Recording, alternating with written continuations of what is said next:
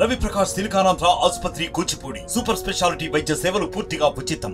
Rajahmundry rural TDP అలాగే Janasena BJP ఉమ్మడి అభ్యర్థి గోరంట్ల బొత్స సోదరు అయితే ప్రచారాన్ని జోరు పెంచారు. రాజమండ్రి రూరల్లో తన ప్రచారం ఏ విధంగా ఉందో మాట్లాడే ప్రయత్నం చేద్దాం. సార్ చెప్పండి, రాజమండ్రి రూరల్లో మీ ప్రచారం ఏ విధంగా ముందుకు సాగుతుంది? ప్రపంచం ఒక బరోపరంజం వన్ సైడ్ వార్ లాగానే జరగబోతుంది.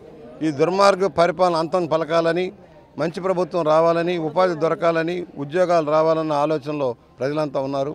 ఈ అవినీతి అక్రమాల ప్రభుత్వాన్ని సాగనంపాలన్న నిర్ణయంలో కలిసి వస్తున్నారు. నేను కలవలేకపోయినా వాళ్లే వచ్చి మేము మద్దతు పలికిస్తున్నారంటే అనేక వర్గాలు, దళితులు, బలహీన వర్గాలు, మైనార్టీల దగ్గర నుంచి అన్ని వర్గాల ప్రజలు కూడా ఒక్క తాటి మీదకి వచ్చి ఇవాళ తెలుగుదేశాన్ని గెలిపించాలి, తెలుగుదేశం, జనసేన, బీజేపీ ఐక్యతను కాపాడుకోవాలి, ఈ రాష్ట్రాన్ని బాగు చేసుకోవాలి. రాష్ట్రం చిన్నాభిన్నం చేశాడు ఈ జగన్మోహన్ రెడ్డి.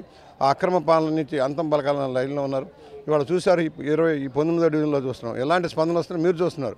ప్రతి ఒక్కరూ మేము తెలుగుదేశానికే మేము ఓట్లు వేస్తాము అనే భావనలోకి వచ్చారు. అలాగే కమలానికి ఢిల్లీలో కమలం కూడా రావాలి. మన ఎంపీగా పురంధేశ్వరి గారు పోటీ చేస్తున్నారు. ఆమె కూడా గెలిస్తే ఆమె రేపు పొద్దున కేంద్రంలో మంత్రి అనే అవకాశాలు ఉన్నాయి. మన ఏరియా అభివృద్ధికి, మన జిల్లా అభివృద్ధికి అవకాశాలు మెండుగా ఉంటాయి. అది కూడా కలిపి ప్రచారం చేస్తున్నాం. ఇవాళ బీజేపీ, తెలుగుదేశం, జనసేన కలిసి ప్రయాణం చేస్తున్నాం. కలిసి ఇవాళ ఈ ప్రచారంలో కూడా కలిసి పార్టిసిపేట్ చేస్తున్నాం. అంటే ప్రధానంగా చూసుకుంటే రాజమండ్రి రూరల్లో అభివృద్ధి ఎమ్మెల్యేగా ఉన్న బొత్స సోదరు ఏం చేయలేదని చెల్లిపోయిన వేణుగోపాలకృష్ణ చెప్తున్నారు. జాయినింగ్లు మా ఎక్కువగా జరుగుతుందని చెప్పేసి పరిస్థితి. ఆ పనికిమాలిన మంత్రి గారికి ఇదే గుణపాఠం. ఇదే. ఇదిగో 5 సంవత్సరాలు 14 నుంచి 19 దాకా ఏం చేశానో ఇక్కడ ఉన్నాయి 45 పాయింట్లు ఉన్నాయి. మీరు ఈ 45 ఏళ్లలో ఏం చేయలేదో ఉంది. నిన్నగాక మొన్న వచ్చి ఎందుకు నిన్ను రామచంద్రపురం నుంచి తరిమేశారు, తరిమి కొట్టారు. బట్టలు వదిలించి కొట్టే పరిస్థితి తెచ్చుకొని నువ్వు రాజమండ్రి రూరల్కి వచ్చి ఏదో ఒక అరికథలు బుర్రకథలు చెబుతున్నావు. ఏం చేశారని 5 ఏళ్లలో కనీసం కలెక్టర్లు కానీ అధికారులు కానీ స్పందించారా? ఎమ్మెల్యేలు మాట్లాడిచ్చారా? గౌరవం ఇచ్చారా? ఏ పని చేశారని? నగరంలో ఈ వార్డులన్నీ ఆ రోజున చేసినవి ఇవాళ ఏమన్నా చేశారా? ఒక డ్రైన్ చేయమన్నాం, ఒక మెయిన్ డ్రైన్కి శాంక్షన్ ఇచ్చాం అమృత పథకంలో. ఎందుకు ఆ డ్రైన్ కంప్లీట్ చేయాలి? ఈ 19, 18, 20 డివిజన్కి సంబంధించిన 16, 17 డివిజన్కి సంబంధించిన మురుగంతా పోయే మార్గం ఇదే ఒకటే డ్రైన్. ఆ డ్రైన్ చేయకుండా వర్షాకాలంలో ముంపుకు గురి చేస్తున్నారు. ఈ అసమర్థ ప్రభుత్వానికి అంతకంటే ఏమి నిదర్శనం కావాలి? 99 కోట్లు శాంక్షన్ అయిన ఆ పథకాన్ని నీరు గార్చారు. ఇవాళ గోదావరి గట్టు ఇవాళ లారీలు తిరుగుతున్నాయి. కలెక్టర్ గారి సారథ్యంలో అనుమతులు ఇచ్చారు. హెవీ లారీలు తిరుగుతున్నాయి. పిల్లలు ప్రమాదాలు బారిన పడిపోతున్నారు. ఎందుకు 40 టన్నుల లారీ ఈ గట్ల మీద తిరుగుతుంటే సమాధానం చెప్పాలి. ఈ మంత్రులు, ఎమ్మెల్యేలు, అధికార పక్షం వాళ్ళు దోచుకు తిన్నారు కనుకనే ఈ లారీలు ఇలా ఇసుక మాఫియా జరుగుతుంది. అందువల్ల మంత్రి గారు మీరు ఏమి చేశారో రామచంద్రంలో ప్రజలు గమనించారు. ఇవాళ 40 కమ్యూనిటీ హాల్స్కి శంకుస్థాపన చేసి వచ్చావు. ఒకటైనా కట్టించావు 5 ఏళ్లలో ఉన్న మంత్రిగా.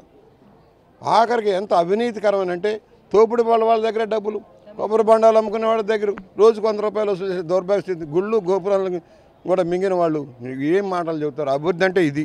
ఇదిగో చూసుకో, ఈ పాంప్లెట్ చూసుకో. నీకు సమాధానం, నీకు దన్ను ధైర్యం అంటే ఈ పాంప్లెట్కి సమాధానం చెప్పు.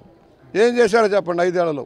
ఎందుకు చేయలేదు? ఎందుకు ఎమ్మెల్యేని లెక్క చేయలేదు? ఎమ్మెల్యేని గౌరవించలేదు? ప్రతిపక్ష నాయకుడిగా ఉన్న వాళ్ళకి ఎందుకు మైకులు ఇవ్వలేదు, మాట్లాడనివ్వలేదు? ప్రోటోకాల్ పాటించారని డిమాండ్ చేస్తాం. అంటే ప్రధానంగా జగన్మోహన్ రెడ్డిపై జరిగిన రాయిదాడిని మనం ఏ విధంగా చూడాలంటారు? ప్రతిపక్షాలు చేసేయని చెప్పేసి మరో కోడికత్తి డ్రామా, గులకరాయి డ్రామా, కోడికత్తి డ్రామా, బాబాయ్ గుండెపోటు డ్రామా, ఇవాళ మళ్ళీ గులకరాయి డ్రామా. పాపం గులకరాయి ఎక్కడో అక్కడే తగిలింది. దానికి 10 కుట్లు వేశారు. దానికి 10 కుట్లు వేశారట. ఆపరేషన్ థియేటర్కి వెళ్ళారంట. చిన్నపిల్లలు రోడ్డు మీద పెడితే చిన్న దెబ్బలు తగిలితే మనం బట్టి వేసుకుంటాం.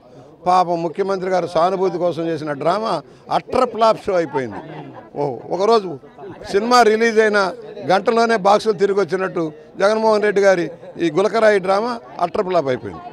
అంటే ప్రధానంగా చూసుకుంటే చంద్రబాబు పైన అలాగే జనసేన పవన్ కళ్యాణ్ కూడా రాళ్ల దాడి కూడా జరిగింది అంటున్నారు. అవి ఎలా చూడాలంటారు? చూడండి, పాపం ఆయన రెచ్చగొట్టాడు.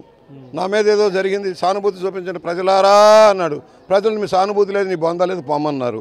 అందుకని ప్రతిపక్షంలో రాళ్ళు వేయడానికి ప్రయత్నం చేస్తారు. We don't bother. మాకు ప్రజాబలం ఉంది, ప్రజాబలంతో ముందుకెళ్తాం. ఇవాళ వద్దంటే జనం వస్తున్నారు. చంద్రబాబు గారికి, పవన్ కళ్యాణ్ గారికి వద్దంటే జనం లక్షల మంది, వేల మంది వస్తూ ఉన్నారు. నీ సభలు పేలం అయిపోయి 10 మంది లేక పారిపోతావు అంటే ఏమని మాట్లాడతావు? అంటే ఈ ప్రభుత్వానికి పతనం చివరి దశకు వచ్చింది అనేది అర్థమైపోతుంది.